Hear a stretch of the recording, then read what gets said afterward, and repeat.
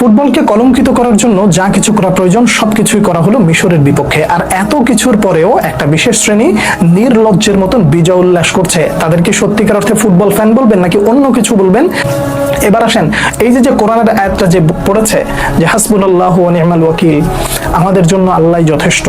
একটা জিনিস খুব ভালো করে মনে রাখবেন, আমি আজ বাদে কাল পৃথিবী থেকে চলে যেতে পারি, কিংবা পরবর্তী প্রজন্ম যখন আসবে তারাও এই জিনিসগুলো মনে রাখবে।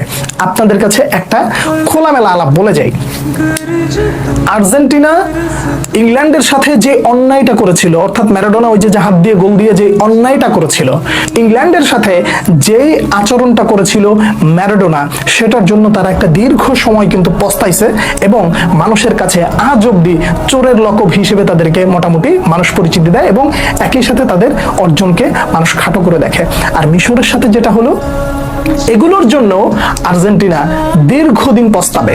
মিশরের খেলোয়াড়ের যে মনের যে আক্ষেপ, দুঃখ, কষ্টটা, এই যে ব্যাপারগুলো ঘটে গেছে না, এইগুলো মানে একটা বদদোয়ার মতন থেকে যাবে এবং একটা ফুটবল মানে নেশন উঠে আসতে মানে তাদের উপরে একটা কালো ছায়া থেকে যাবে।